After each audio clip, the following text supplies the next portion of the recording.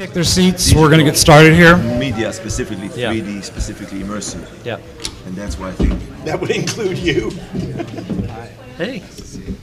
Welcome to AR/VR 5-Year. This is our second time we've done this panel. We hope to continue to do it every 6 months as we continue with Digital Hollywood, so that we give everybody who comes a forward-thinking, forward-looking view of what we think is going to be happening in the space. We've put together a panel that we believe has a very well indoctrinated look at various aspects of this industry. Obviously, these are each of their opinions, and when I put mine in, it's just 2 cents. It's actually 50. Maybe 50. But I wanted to make sure that everybody knows that you will continue to see this information come out through AR/VR 5-Year, hashtag AR/VR 5-Year on Twitter, as well as for anybody who looks, it's also on the Digital Hollywood side as well. First, a little note here from our friend. One day you'll be a beautiful butterfly. Oh, I'm falling! I mean, I'm not really falling, but it feels like I'm falling. Oh, I think I'm gonna throw up. What is that? Thank you. I will treasure this forever. Thank you for letting me into your land. Thank you. All of you. All of you here in the Great Hall. So thank you. I show that to give you guys an idea. Thank you. Obviously, of what our business is really about, which is both having fun and also, in terms of Funny or Die, that was actually so that you could help cancer. So there's definitely opportunities for us to be able to be not just a value in an entertainment perspective, but a value to the human race. So with that, I would like to start introduction of each of our panel members to give you an idea. And to help you remember who they are, I wanted to give you some idea of a moniker for them so that will kind of help keep everybody's name and what they do together. So first we have the Chief Marketer of Muxing, which is Matt List. Now, for those, I'm sorry, it's the best picture I can do. Matt, best known for being directly involved with Master Image 3D, and also the Board of Governors for the National 3D and Advanced Imaging Society. So he gives us a perspective of both his company as well as an industry at large. Number two, the storyteller's chief storyteller, and even in his business card it says chief storyteller. Which is Brian Seth Hurst, and Brian and I have known each other for eons, and he has definitely been somebody who has taught even the... I'll get it. Thank you. Even the top storytellers of Hollywood, what it really means to be a storyteller and how to be a better storyteller. The third person on our panel is the prolific producer of Parallax, and for those of us who work in the world of bringing immersive entertainment to one's eyes, Parallax is probably the most important thing for us to understand. And Randall certainly has begun to not just understand that, but to work in it as a director. He's currently producing his first series, which is in VR. And of course, all of us know him mostly from singing all the songs that were written by someone else, but he made them more popular from Greece. And the only person I know who can actually make a movie out of Ramalama Kadinga-da-ding-da-dong, which is a feat all by itself. And this is a little bit from Randall's current production.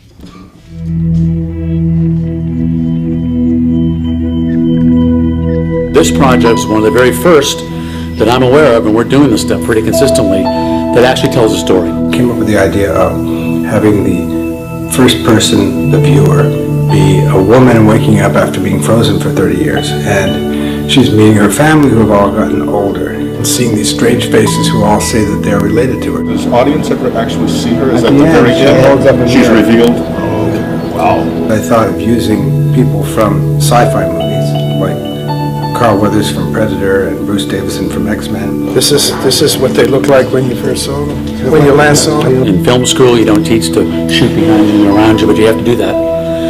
shots. There's no angles, setups or anything like that. It's just take and everybody goes at the same time. I love the camera looking all around, all over the place, so it's kind of strange working with something that's around you 360 degrees. The virtual reality part makes you have to, it just makes you stay in it, and you're giving 100% all the time. The idea of having actors have eye contact with the viewer, I thought would be really interesting. You're looking directly into lens. That adds another challenge as an actor. I think it's something that is going to get the audience closer to what's happening. I'm only hoping that actors have another tool with which to really draw the audience in.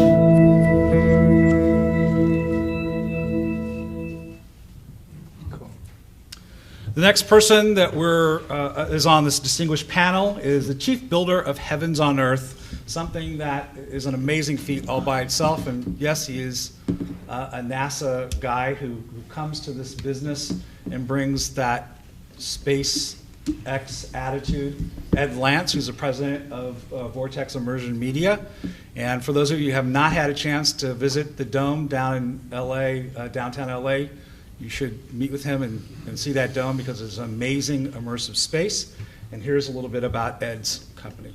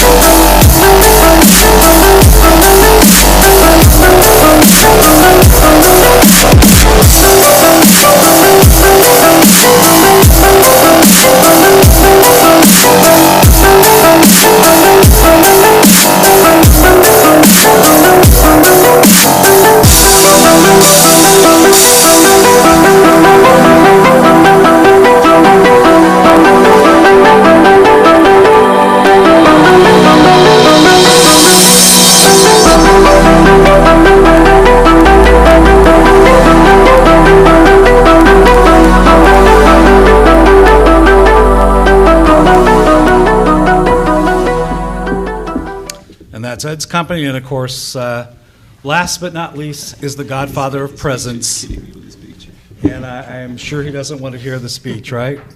No, say whatever you want, but this picture has to go. Yeah, everyone's picture wants to go. I like okay it. with mine. I like it because he's obviously branding his company already. Yeah. Which is Amir, and Amir and I have become friends as well as partners in an important company that we think is going to be of value to the industry. But also, before we talk about that, let me give you a little preview of what Sixth Sense is really all about.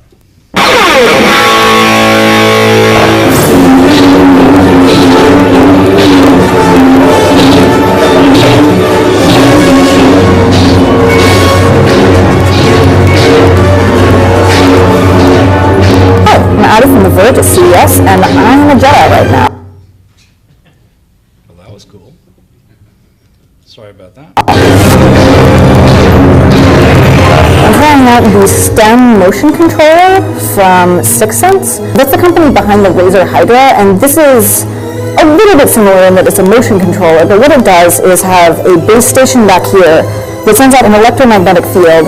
Using that, I've got one tracker here on my head, and I'm carrying two of them, sort of like guns, and they can sense their position. So unlike something like Leap Motion, which is using a camera to tell where your hands are, and just sort of sensing them and trying to figure it out, this actually has hardware trackers that genuinely kind of make it a lot more accurate and also give you a much wider field of motion. This was probably one of the best VR things I've done at CES. I've also gone shoe shopping, which was fun, in a robot body.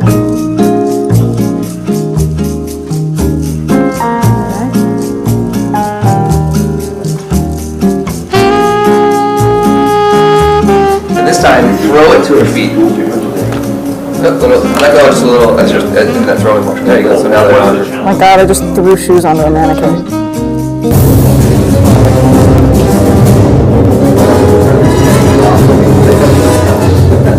Really, it's surprisingly versatile. Even though it's still just a little bit weird, there are about 5 times more buttons here than I'm using. But this is really a lot of fun. So the STEM system was funded on Kickstarter, and those units are supposed to be shipping out all by GDC this March. It's also available for pre-order at $380. Okay, I'm good.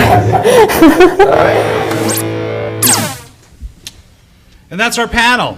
And I am the Empathium, yes, I've trademarked that, of immersion. Really what it's about is I'm really here to connect everybody together and to make sure that that becomes something that's viable in terms of actually making sure that the people who are not here but out there are definitely making a living from being involved in this business. How many of you are hoping or your sights are set on a high figure or a 6-figure salary by being in this business? I would hope. Everybody else is thinking less than that?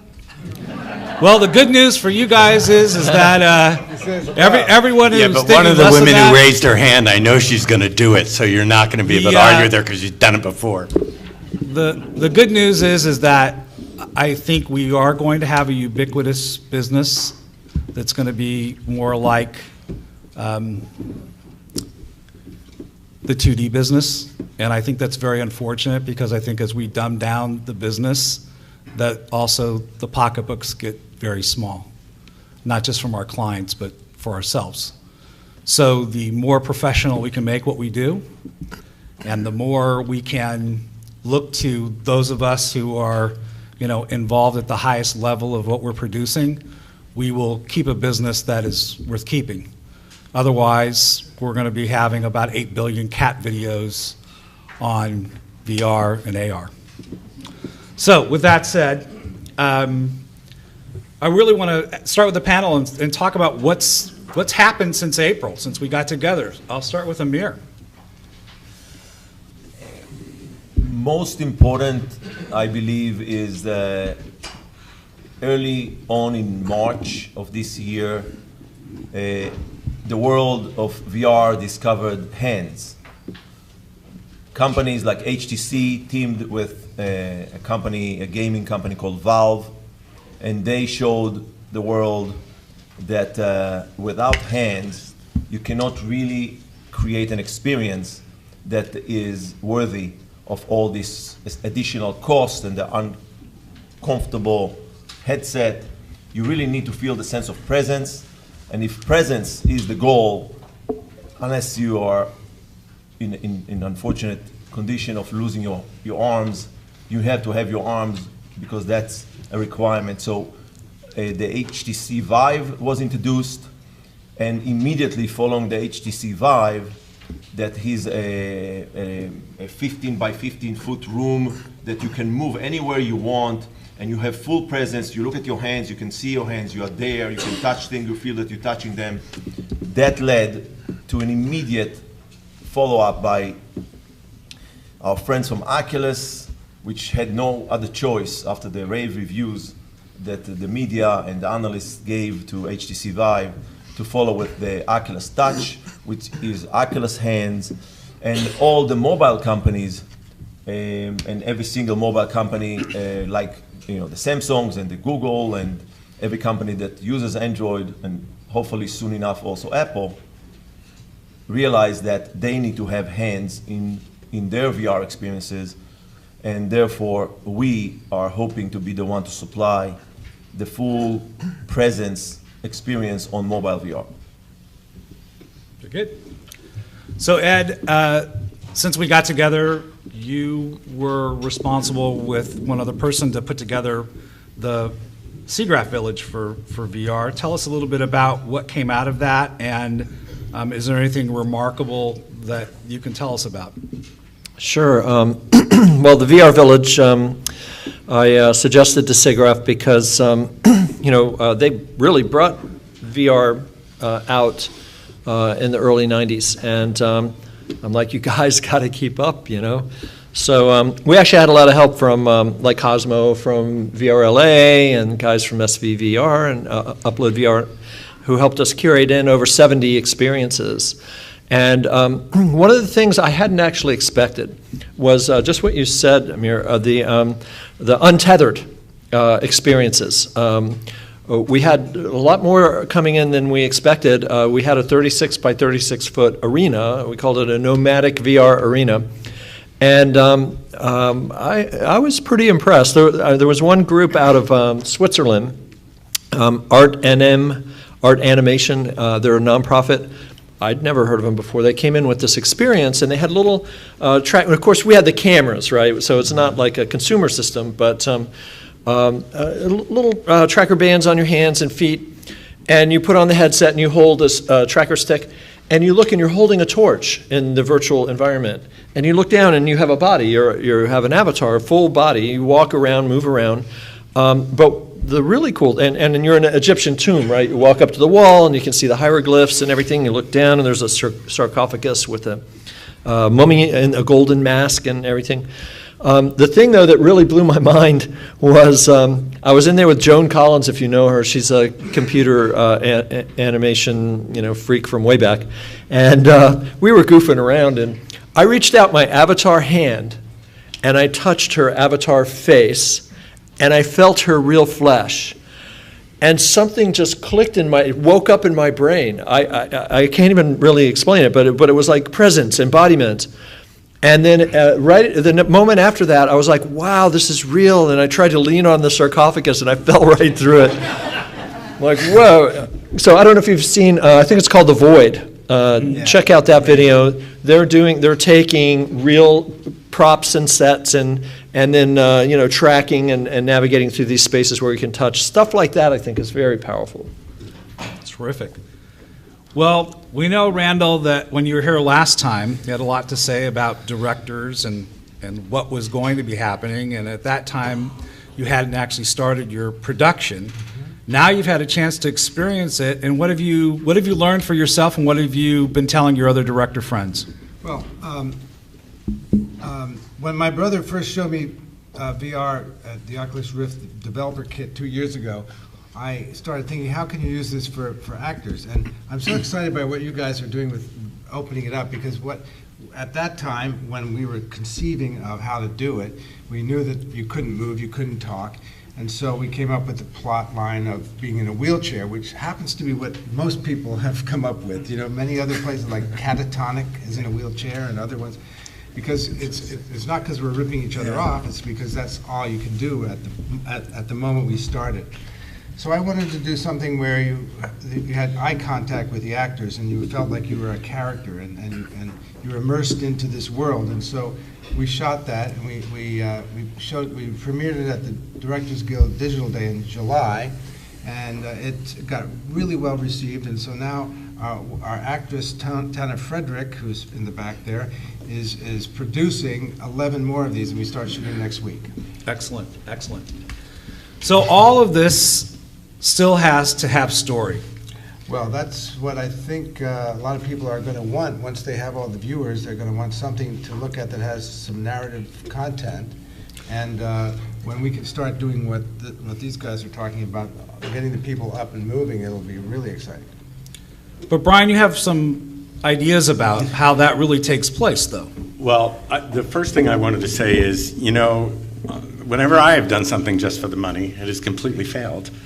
I'm in VR for the difference that it can make in the world and the difference that it can make in our ability to understand one another. So when I look at the opportunities, and I just want to say that, yes, there's a lot of bad VR. There's a lot of bad VR. But there's a lot of experimentation going on, and it has to happen. And it's so valuable, these experimentations, that the failures are teaching us so much. The industry is moving so very quickly. I've got nothing to sell here. I mean, I'm an independent producer with Bunim Murray. We're going to be using immersive journalism in a project that we're doing. But what we do at Storytech is we just educate, and then we do the strategies for people. So a couple things that are on the rise since we last talked. Number one, immersive journalism. I don't know, has anybody heard of Welcome to Aleppo or seen it? So brilliant. And there's a great story about Christian Stephen and how he got behind the lines and got arrested when he came out, and how he buried the SD cards and dug them up later. And so the idea of immersive journalism, he had said, is the best, most important journalistic tool I have ever had.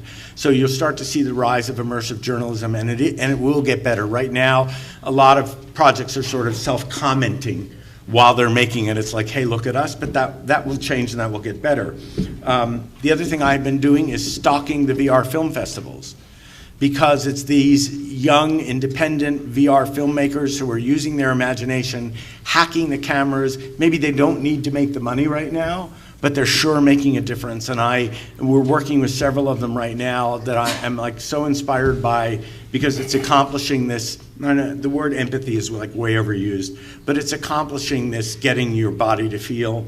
And I think that storytellers and independent VR people are starting to realize the immense responsibility that comes with having someone feel while they're in it. And then finally, we're doing a lot of education of television showrunners and networks, and these showrunners actually understand, they begin to understand that this is completely different filmmaking. And then I don't have to state the obvious, there's millions of dollars right now that are being poured into the industry, and it's not all going in entertainment. Surgical Theater just got a $9 million investment from HTC. HTC also invested in Weaver, a VR company, and you can imagine those two things together for the medical industry. So you've got medicine, you've got education, you've got therapy, you've got journalism, you've got travel, and that will sustain VR as it matures, because that's where people are actually paying for things to happen. So we're kind of isolated in our entertainment world, but the ability to give someone the experience of what it's like to live as a returning veteran from Afghanistan or the war, or the ability to help someone solve traumatic stress syndrome through VR. I mean, that's what it's about for me. I think we can tell great stories. It will always go back to telling great stories, because, as you just said, you have to have a story. You have to hang on to something. I am superly over-optimistic. My business partner, Lori Schwartz, says I'm too optimistic, but I really believe, I think it goes back to my philosophical belief in mankind, that we are here and we create problems, but then we solve them. And all of these challenges in VR are being solved by so many brilliant people so quickly that I'm not worried about an industry that will mature into a money-making business. Okay. Sorry, was I preaching? No. Testify! You may be right. Like, thank you, Bruce. But we do need to make some money somewhere, right? And one of the people that definitely knows about how the money trail has gone, especially in immersion, is Matt. Matt, from the perspective of, first let's take the society first, which obviously we've seen 3D got a really bad rap, right? And now we're moving into where 3D can maybe have a second life, through VR. What's the position on, those people who are gathering together to talk about this on a monthly basis, in terms of where they think things are going? Well, I mean, so some of them are in this room, which I would think is great. Frankly, what I've seen a lot of is a lot of the people that were doing 3D production are, in that organization are starting to move into VR. So I mean, that is really exciting. I think per the question it's asking, what were we talking about last time and what are we talking about now? last time we were up here marveling at the hardware. I mean, clearly the hardware was amazing. Amir was talking about how the GPU and CPUs within the mobile devices were so powerful, and that would be what would power the industry. A lot of us were talking about Oculus and Sony and Vive, and clearly the theme to me of this show has been content. I mean, it's the content, whether it's Jaunt or Weaver, Felix and Paul, and all the gaming studios. I mean, you got Ubisoft working in it now, Namco, clearly with Sony and Samsung and everybody. I mean, the content industry is fascinating. To me, it's interesting to start thinking about what we're going to be talking about next time. So if the hardware is here, and the content's here, but for all intents and purposes, the industry hasn't even launched yet. I mean, I think it's going to be fascinating what is going to be the repercussions. And I remember I was working for a mobile game studio that did Java and Brew game development before the iPhone, and we were thrilled to death when the iPhone was coming out because we thought, well, this is a market for handheld gaming where we'll be able to price, not like at $4, but with higher processing power, we'll be able to price content around $20. And so we started making just huge games with like lots of levels and lots of features, and we thought that it's not going to be that much more for us to make these, so our margins are going to be dramatically better, and we're going to be tremendously successful. Well, then what happened was, in the iPhone market, everything was free. And the stuff that won was like tiny little 5-minute segments that were given away for free, and this was pre-in-app purchasing, and there was absolutely no monetization model. And so I think what's the fun part for me right now is saying, once Oculus comes to market, once Vive comes to market, once Morpheus comes to market, what it's going to be this, oh my God, this business model I never saw coming that's going to throw the whole, business into a frenzy. And frankly, from when I look at it, I think, it's different than everything else. It's different than television and mobile devices because it's hard to really browse a storefront on your face. And so the value really is within the immersive experiences, and I think it's going to be fascinating to see how, once you get someone deep into an experience and really in an immersive environment, how do you monetize them in ways that we haven't thought of? And I may duck out on next year's 5-year plan because I don't know the answer. But that to me is what I've been thinking about and spending time on. So Randall, you are now moving forward on your series. Yes. And the question really is that, a lot of people are wondering, okay, well, what's that distribution look like? So give us an idea, at least what you're thinking about how your plans are going to go. Well, Tana and I have been talking about different ways, certainly downloading, pay-per-view, streaming, advertising, an app where you download. We're looking into all of that because there's not really any precedent. So we're going to explore everything and then figure out the best way. Amir, as you... Banner ads? Banner ads, yeah. Yeah. Right, that you can't get rid of. Amir, one of the things you said last night, and we all heard that Google Cardboard is putting 1 million units into the New York Times. Mm-hmm. You were the one who said in April that it was going to be, this business would be driven by the phone. Do you still see that, and is this going to be the distribution mechanism, or do you think there's going to be a mixture still? So more than 6 months ago and more than ever before, the mobile VR is the market that's going to introduce VR to the masses. And then I hoped that Google and Samsung and then the rest of the mobile industry will follow.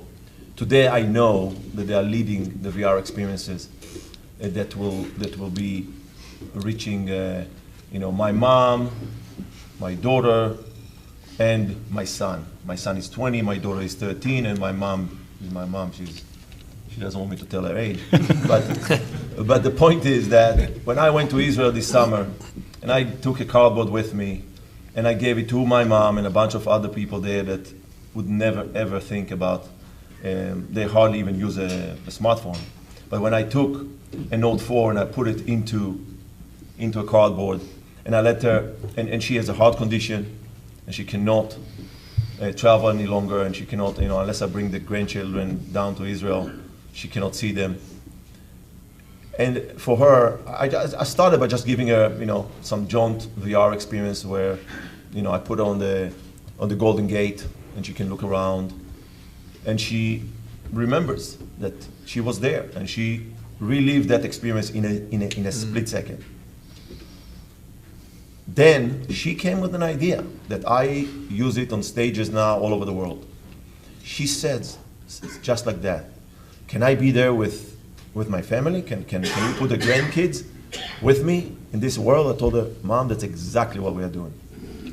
We are making it all, and again, VR is going to be all about social experiences. And I told her, your phone, you'll be able to, just like you do a conference call when you want to get, me and my brother together, you will get that kind of an experience. And when your, hopefully, granddaughter, when she's going to get ready be married, and when she will get ready to choose her wedding gown, we will be able, and I say we will because that's for me is the goal of our company, is to enable everyone to be able to be there. So my mom will be able to be present, sense the emotional, engage her intuition in a virtual reality social experience with my daughter and myself and my wife and the rest of the family when we select the wedding gown, when we help my daughter select the wedding gown. This is where things are going, and there's a lot of more work to do. And what we do at Sixth Sense, we are all focused about enabling developers of content to do so in a very, very simple fashion, very easy experiences design. And if we're successful with that, you will see that VR will trump any other form of experience of social and immersive computing. I think that's a wonderful bar for us to set. I think that's really, and it's possible and attainable, certainly through the mechanisms that are going to give us presence, that's for sure. I know I have two people that want to give comments, but I wanted to ask before we do that, because it's important, because we're on the distribution topic.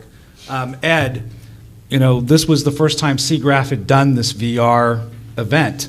Do you think that this is in a way like a film festival? Does it become a way for developers to show off how they're going to do this? And I know that even Victor is thinking about how we can do that here. Do you think there's an opportunity for this to take place?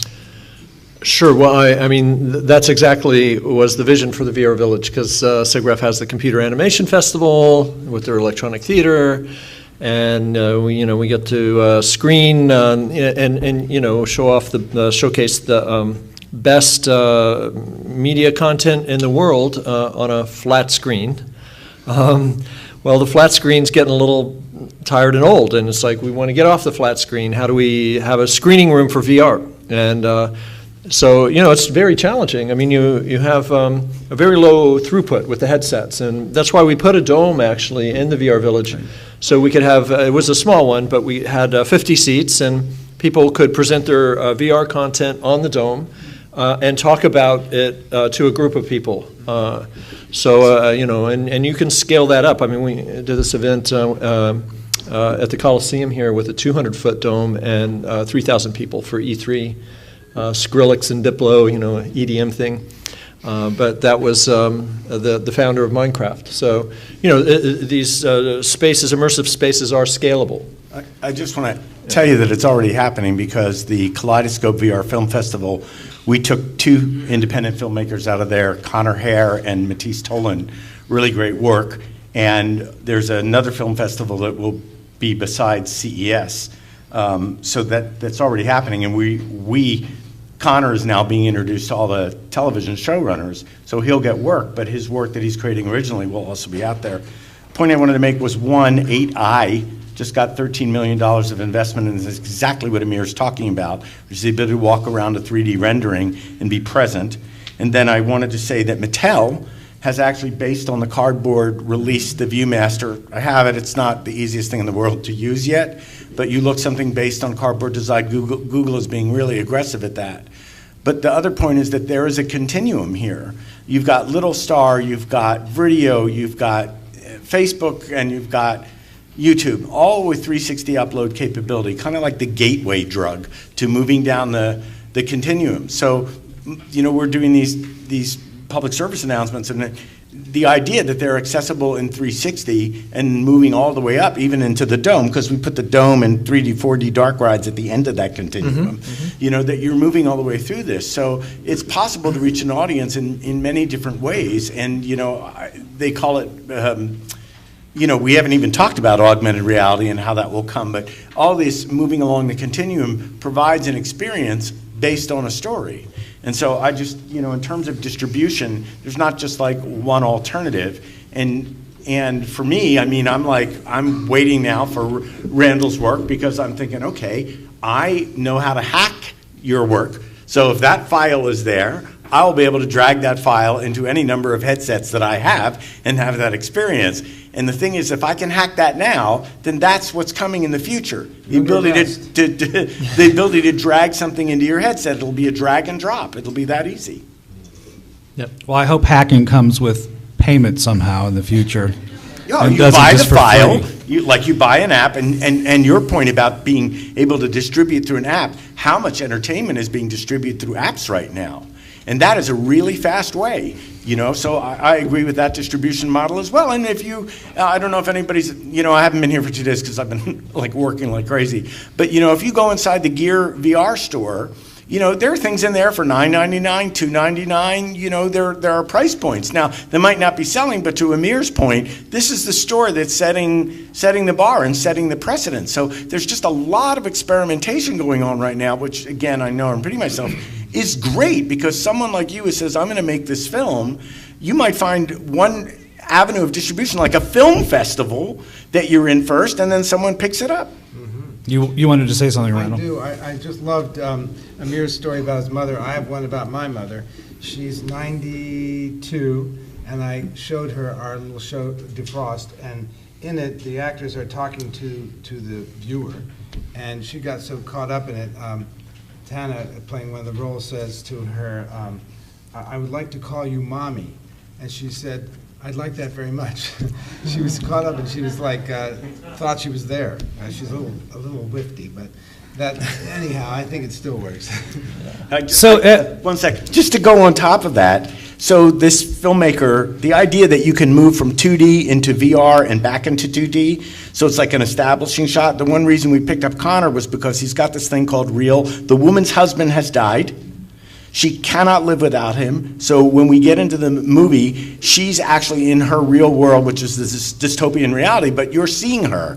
And then she cannot be without him. And when she goes inside the goggles, you go in there with her. And the actor that played her husband is so good that you can totally see why she loves him, why she needs to be with him. And in one scene, they're in bed with one another. It's first thing in the morning. It's not sexual. It's just first thing in the morning. And they're talking about their day. And you're looking right in this man's eyes and you're going, oh my God, no wonder this woman is grieving her ass off. Real, R-E-A-L.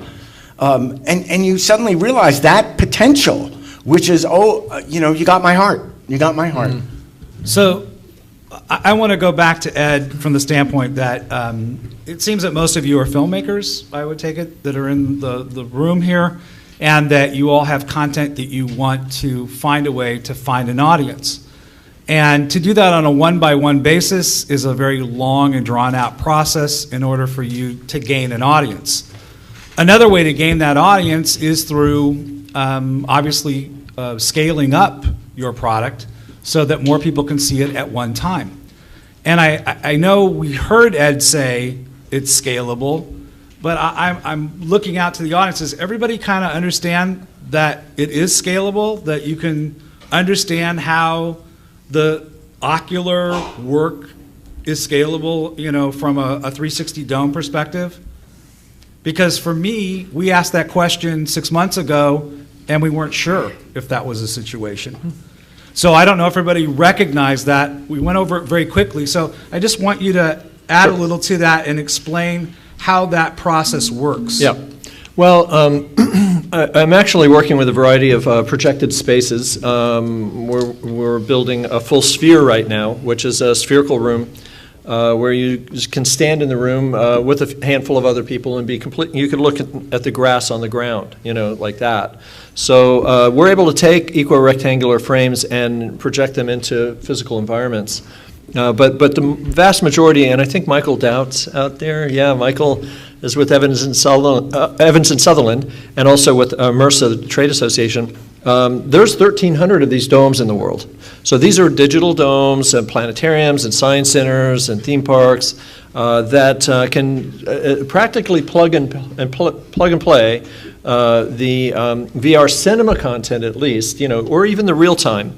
The difference is, though, with 500 people, say, in a room, sure, you can be fully immersed in a visual field of view. But it's more like a tour bus ride. You're taking a tour bus through VR because you don't have hand-eye, one-on-one interactivity with objects in that world, right? It's more like you're going along for a ride. So it's very good for VR cinema and that sort of thing. But I think, things like esports, for instance. There's a tournament, there's 2 players. The whole audience can be in that game world together, cheering, like how people interact as a group. And the cinema experience is different. It's a shared kind of a thing. You're in a physical space with people. So we see it as a continuum, an ecosystem where you have the large out-of-home events and immersive events, and then you have the take-home version. I think it really goes hand in hand, and it's like, I guess, transmedia or whatever you want to call it, cross-media.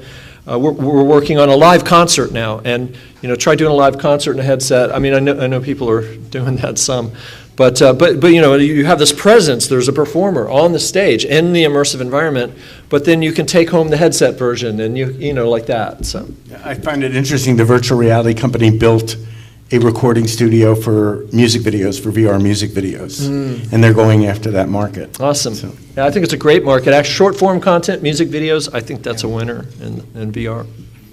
So as we look at the trends in storytelling and challenges, actually, first, Brian, what do you see is happening in terms of how filmmakers are being challenged by the new mediums? I'm sure everybody here probably attended a million panels where they said it's different. It is. It's challenging. There are a million softwares right now. I had a call the other day, and it was like, well, which stitching software should I use? And I was just so frustrated. I just said, well, if Facebook trusted color, you can trust them too. But I think if I look at the challenges personally, because that's really the only way I can look at it when I'm working with storytellers and my own stories, is I'm so challenged by sound and light and the sound design and the cinematography. I mean, I think those things, I hope that they will be solved. I don't know how to solve the cinematography challenge because I'm not a cinematographer. But I have from Fraunhofer and from Dolby Atmos, and you're starting to look at sound, and then you go, okay, well, you can't integrate that sound with Unreal 4.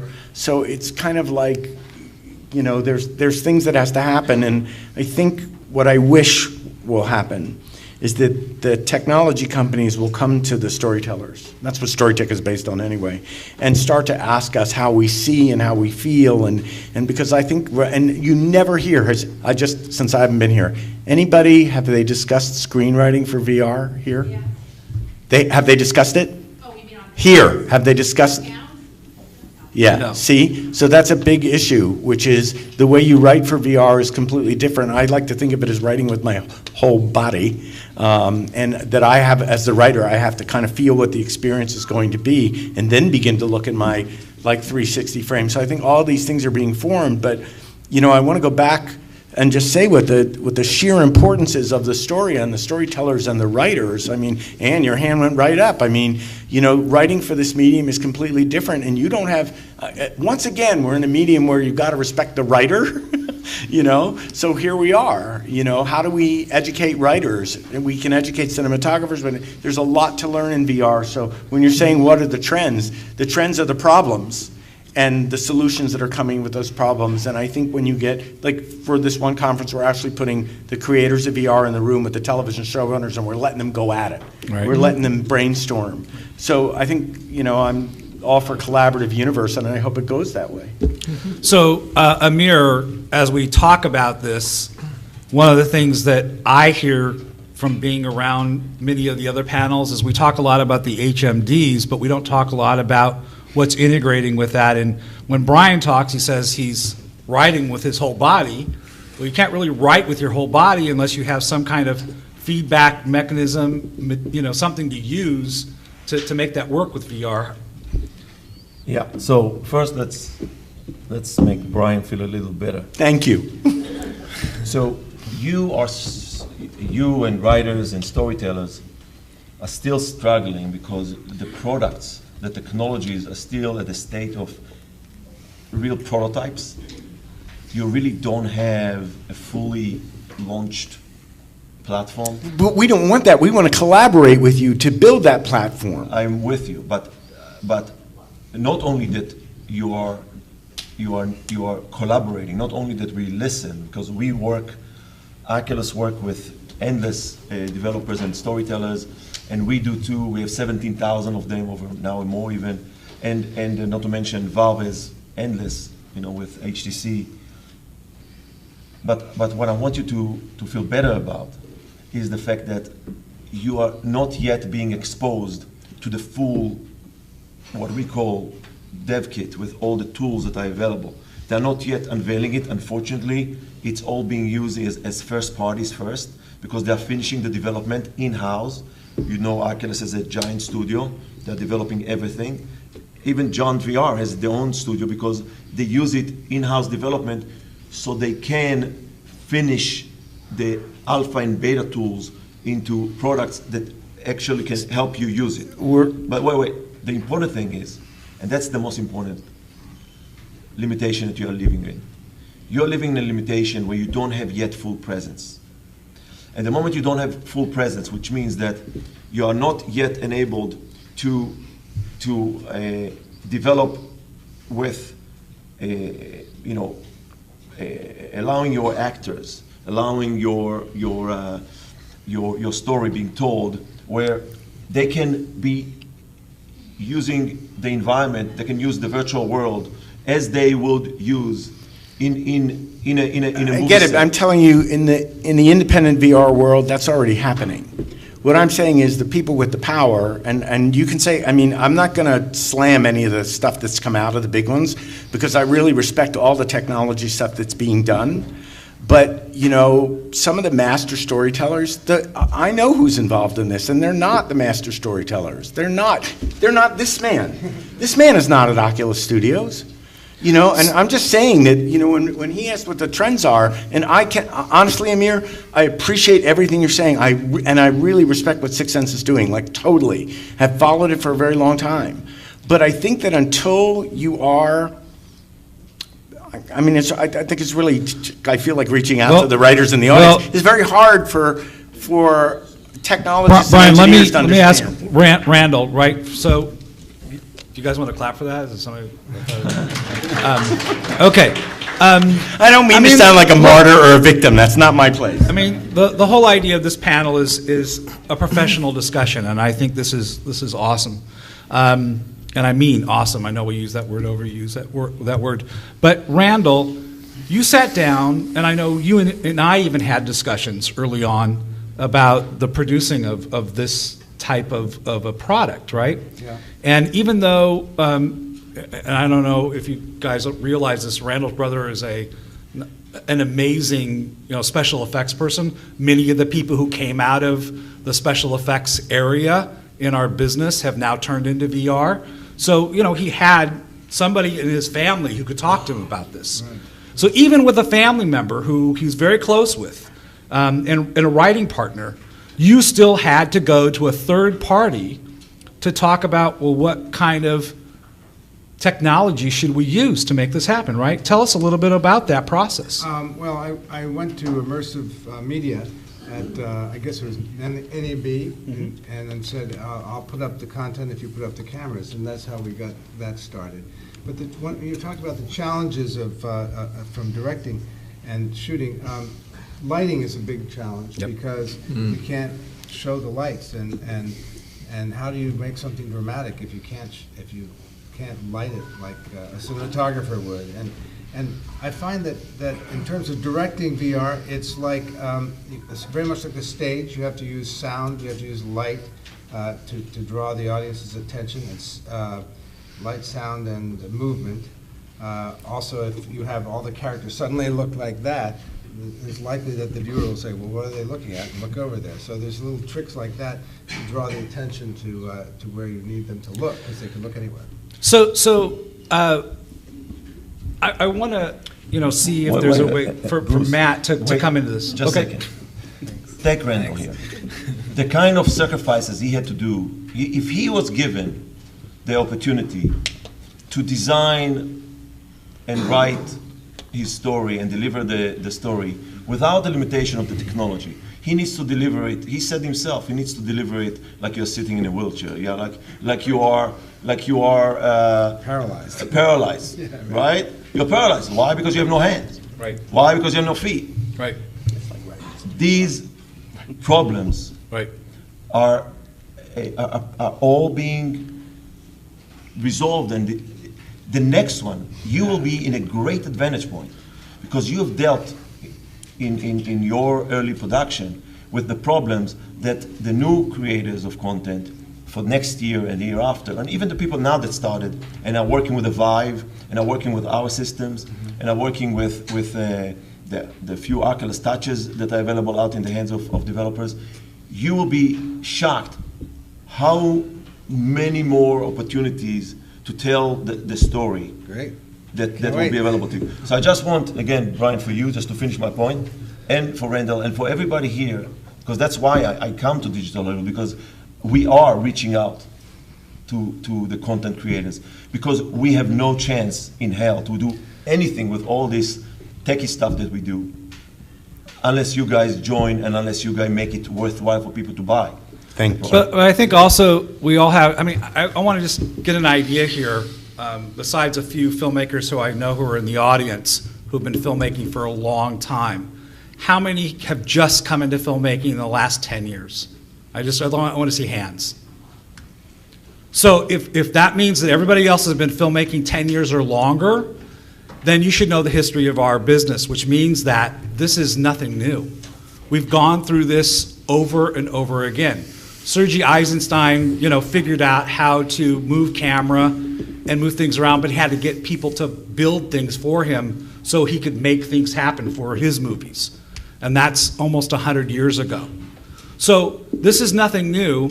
So working with the Amirs of the world is like working with those people who build the apparatuses that make the camera move, or sound placement, So I think that I'm trying to be very careful to say, let's not look at this as technology versus storytelling, because we're really in the same business. It's a matter of learning how to have the conversation across the aisle. So one of the reasons I want to... One other thing, if you want to go out and play as filmmakers, a lot of people are using the consumer cameras as previs. And it's been great. I've used the Theta, now we're going to use the 360 Fly. So these are inexpensive cameras, under $600 or $700. The Theta is $240. And you walk through the environment and begin to understand, and even the 360 Fly now I think has viewing in it through your phone. You can actually view what you're shooting. You got a viewfinder.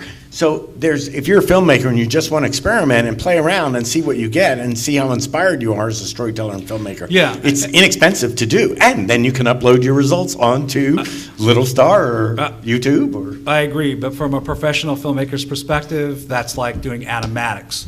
So here's what like doing storyboards, exactly. So here's where I want to come from, though, because Matt had to live through all of the machinations that happened in 3D, and of course, Americans, because we're so jaded, how we handled 3D and 3D happening wasn't very kind to the way that technology had to come to the table with the filmmakers in a lot of ways. Was there anything that we've learned from that we could bring to this conversation? Yeah, I think it's a good point. I think, one of the challenges with 3D was that kind of two big things on the creative side. One, it's expensive, right? There's not a lot of ways to get your hands on 3D cameras, And so what happens is you get, studios making the movies as opposed to where the creativity happens with, college kids and people just screwing around. And, there really is a divide. The people that make 3D movies are, the high-end Hollywood producers, as well as, pretty quickly with 3D, the economics got to a point where it's converted. So there's not a lot of people that are really studying how do you make great native 3D. And so what happens is you have a lot of 2D filmmakers that then in post convert to 3D. So these conversations never, they happened, but they very quickly evaporated. And so the difference with there's a couple things that are radically different with VR. One is there are these cheaper tools, right? So you can, from a filmmaker's perspective, you can experiment with cheaper tools. You can study, students, at the universities can study the medium and start to understand the different creative perspectives so that as they mature in their career and they get access to better tools, and they can make it. On the software side, Unity is a very accessible tool set, right? And there's a ton of, probably the most interesting startups are these, SDK or API companies that are working in order to make interactive and cinematic merge, right? And so all of these things are happening on the hardware side and the tool side, and ultimately probably on the distribution and deployment side, in order to make VR a totally different platform. And even to the points that Amir's saying, and some of these other the lights are going, that there is the concept of VR is radically going to become blurred as well. If I've got a cardboard and I'm using VR, that'll be called VR. If I've got Vive or Morpheus, that's dramatically different, perspective, and that will also be called VR. So I guess to conclude, to my perspective, 3D has very quickly become seeing a 3D movie. It's The Walk, it's The Martian, it's Mad Max, it's Jurassic Park, and that's where it ends. VR is going to be a super variety of different things, and we probably will have a bunch of sub-definitions within that. So there's some challenges with that, but clearly it'll be much more creative and democratized. Okay, so because I want to make sure we have time for questions and some other things here. So I want to hear from each of the panelists right now. We know that first quarter, well, actually going to start in November now. But really, between end of November and first quarter of next year, we have a release of many different head-mounted displays. We already have a pre-release right now of the ViewMaster, product. We're going to have a million of the cardboards that are going to be in the New York Times. Give us your 30 seconds of what you think is going to happen in the first wave. In other words, in that first couple of months, and then what might be happening 6 months later. We'll start with you, Amir. So again, in VR, it's going to be divided between mobile VR and desktop VR. And mobile VR is the first to be launched aside of cardboard, because cardboard has been launched, and by the end of this year, there will be more than 10 million cardboards in the hand of consumers around the world.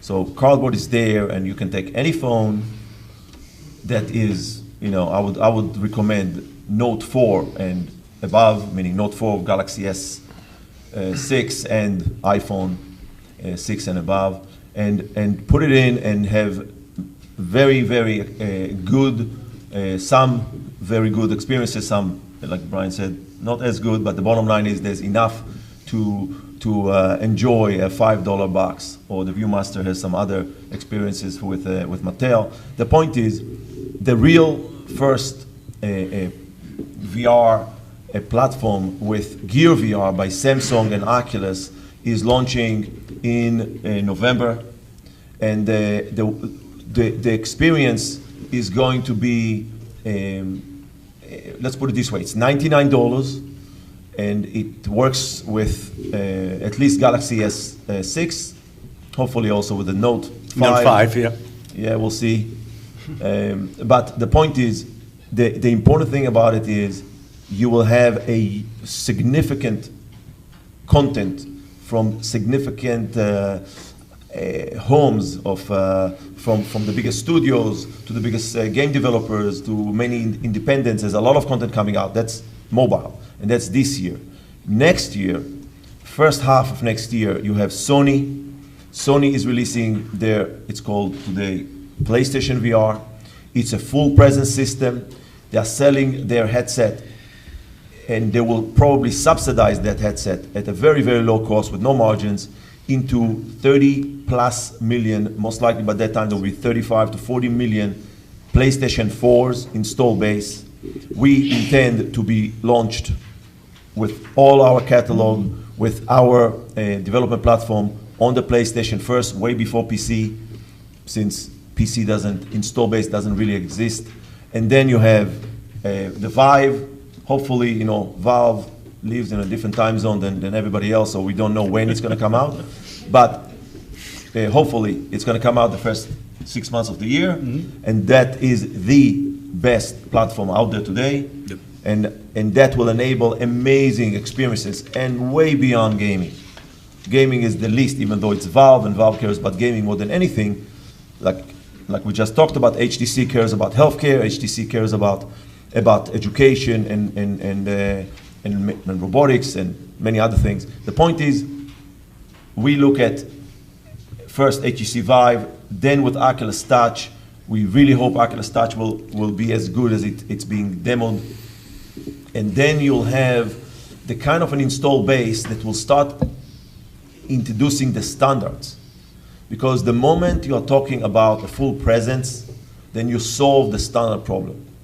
Google Cardboard and Gear VR are early releases and early intros into VR. Mobile VR is going to be right there to follow in the year after, in 2017, with full presence in mobile.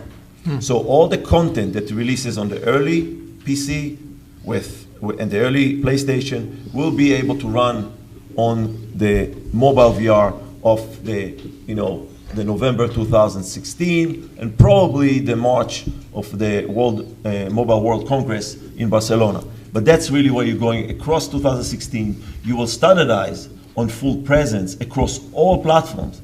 And then, Brian, you will be happy because your life will be so much easier with clear standards where you can tell your story without worrying about the technology. And I'll just end with one point. Everything we do at Sixth Sense, and I can tell you that everything that Oculus is trying to do, and even Oculus is in a different level because they have so many billions of dollars to access, so they even push the bar even higher. But for us, which is a company that needs to be realistic about its revenues and about its earnings, we only integrate and only develop technologies and only bring technology into our platform that makes the technology more transparent to the storytellers.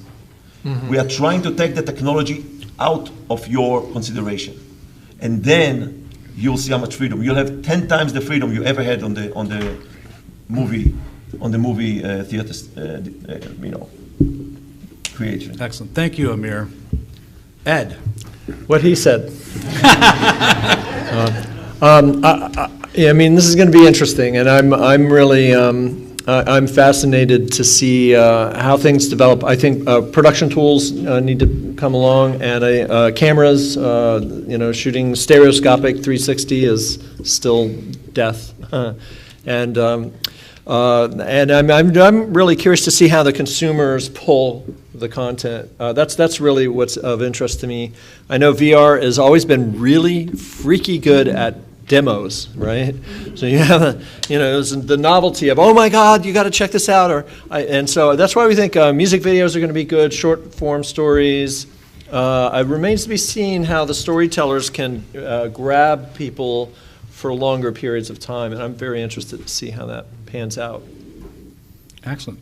Randall? I'm just thinking about the future down the road, a few years from now, where I imagine that you'll have wraparound sunglasses with earphones, and it'll be like, so real, high def and stereo. That's what I can't wait for. I don't know how many years it'll be, but that's what I'm looking forward to. Brian? I just think that because Hulu and Netflix are now inside of Gear, and you're going to have like theatrical experience, I think that's a good trainer for people to get inside of a headset. And again, like a gateway thing. Also, you've got Dell, Asus, and VisiWare that are releasing $1,000 computers with stickers that say VR ready. So, I mean, and I just think games interact. I think there's this convergence between game and story that's starting to happen, and I think you'll see more of that. Matt? I personally am really psyched to see where like live streaming and esports hits with VR. I think Twitch and YouTube gaming have a huge opportunity. It's just really goofy to see people do VR, and so to kind of watch, not just to be able to see the immersive avatar embodiment, but also to see goofy people fall around will be fun. And I also am really interested to kind of see the other kind of cultural like generation gap of like kids walking around like laughing and cracking up, and their parents being like, "What the hell are you looking at?" That I think those kind of stories will be fun. So You know what I forgot? Every news organization is getting into VR journalism and even live streaming. I mean, CNN and the presidential debates. And For me, I just want to make sure that everybody knows that they need to be both left brain and right brain, and that we have to think about this business from the standpoint that the technologists that took us from analog to digital with the music business took us down a very slippery slope where we made content available for free for a very long time. And now our children think that music should be free, and the only way that they'll pay for music is to go to concerts. And then we've started to see this happen now with television and film. And if you think $3 billion is enough money for Netflix to buy all the right content so that they can pay for that, you know, I've got a bridge in Brooklyn I can sell you. The fact is that there's not enough money to buy enough good content out there to be on a platform like Netflix, so that you have something, especially because people are binging. I mean, you're done with a season of whatever you want to watch in a day. So I caution us all to think about that. I think it's important to experiment. I think it's important for filmmakers to talk to technologists. But this community, you guys are the community, and one of the things that Amir certainly brought up last time is how important community is. And I'm saying that that community needs to look at itself and say, number one, you know, yeah, we've got some good content. We've got some challenges about how to make that content happen. But if we're going to allow for this business to be a business, and we're going to have a job next year or the year after and not have to think about what's going to feed our creative curiosity or our creative needs and create sustainability, we have to think about how do we turn that into a business. So I appreciate you guys all being here. It's time now for us to have some questions. So we'll take questions from the floor. Anne? So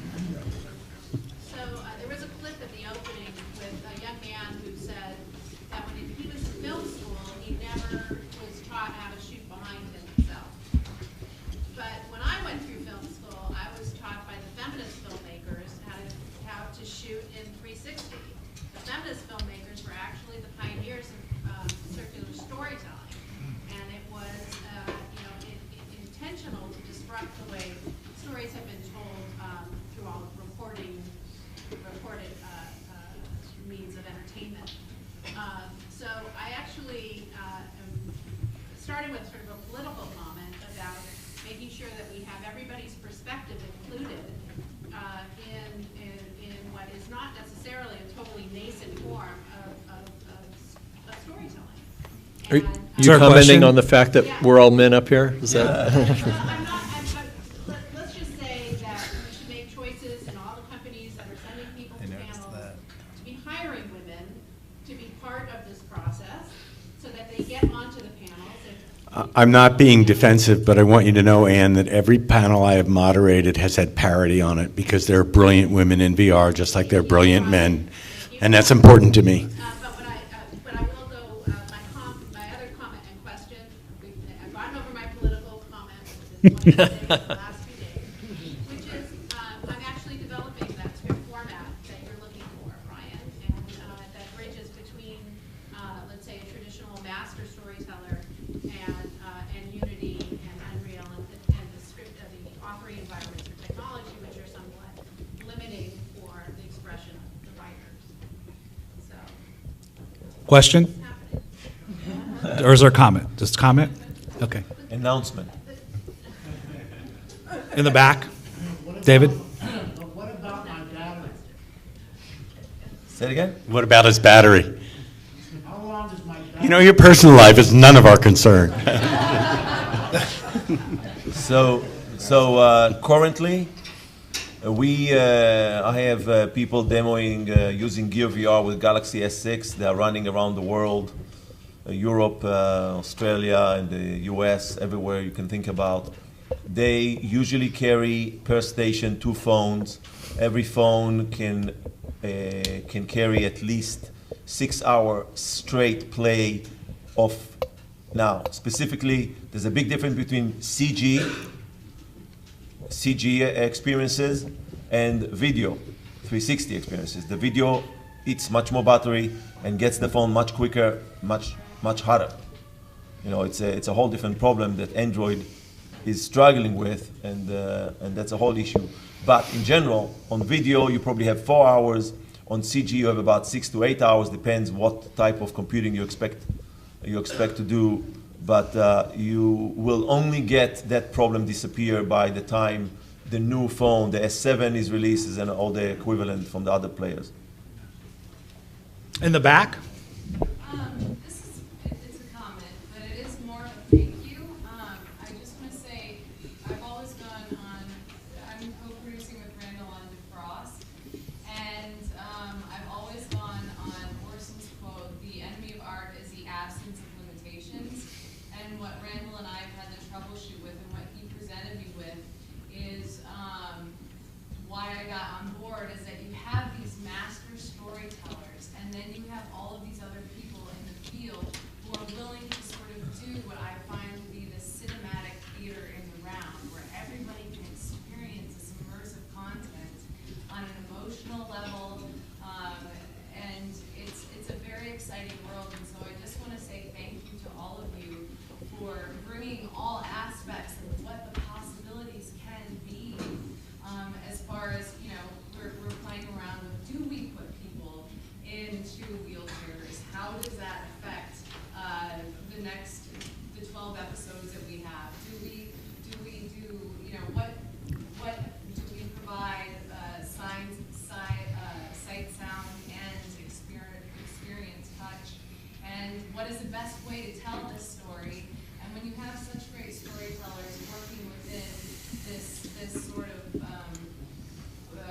world where we don't know what the barriers are and what the opportunities are, I just want to thank you guys for all coming together and working with each other and sharing your opinions on everything. So my appreciation. You can thank him. Any other questions we can have time for? Leo. Just wanted to make a comment about, maybe I have a question, it's 2 parts. Other than the hardware and software developers, who else make money and how you monetize, you know, the technology? What Mr. Rubin said, and one thing that came to mind to me was that product placement and VR, being able to look and feel and see all the dimensions of, like the wedding gown of his daughter is one of the things, and like real estate tours that we've all gone and seen, the virtual tours and real estate. To me, that's another market. You guys have the Yeah, so you see it there, that's happening, but also, I don't know if you guys have heard of AdTent. So AdTent is actually a market for product placement, where you put your videos, or you know, even the networks put their stuff there, and it's matched to the brands. And we had said, well, when are you going to allow 360 video in here so people can start product placement in VR? So you're ahead of your game, and people are starting to think that way. I'll send you my bank account. All right, one more, yes. Yeah, I wonder if you individually have an example of an experience where you feel the filmmakers have merged the cinematic with the interactive in a aesthetically pleasing and also engaging way. You mean actually being able to interact with the content when you're in it, or just moving through a story world? So actually mentioned joining Unity with you know, the aesthetics of filmmaking. I'm trying to do a project where I marry live action and CGI.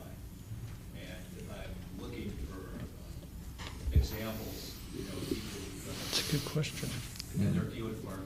They are. I actually. Insurgent has a clip that uses live action where they've added them into a CG environment. It's sort of like, that's the only one I've seen where they're trying to combine it. Let me give you the best example. I'm sorry for Insurgent is not as good as you should expect, but Sony with the PlayStation VR, the introduction of the new movie, the walk as you go through the towers, that VR experience for the veterans of us in VR is a freaky, unbelievably sense of presence that I've ever sensed. It's as good as, or even better than the $500,000 system that Stanford has in their VR lab. Mm-hmm. You're basically reliving, and it's a whole combination of mostly CG, but it looks like it is in the movie. Meaning it looks completely real. And you try to that. They just finished a tour all over the country of that experience where you're actually walking on a wire, a physical wire, and you as consumers are walking on a wire. People practically almost had a heart attack going through that experience. And that was an amazing experience. You should talk to Sony. And it's experience, that's not narrative. Yeah. Any other questions? We have time for one more. Jump on that cord a lot. No? Well, then thank you very much, panel. We appreciate you coming today and doing all that. And thank you all for coming.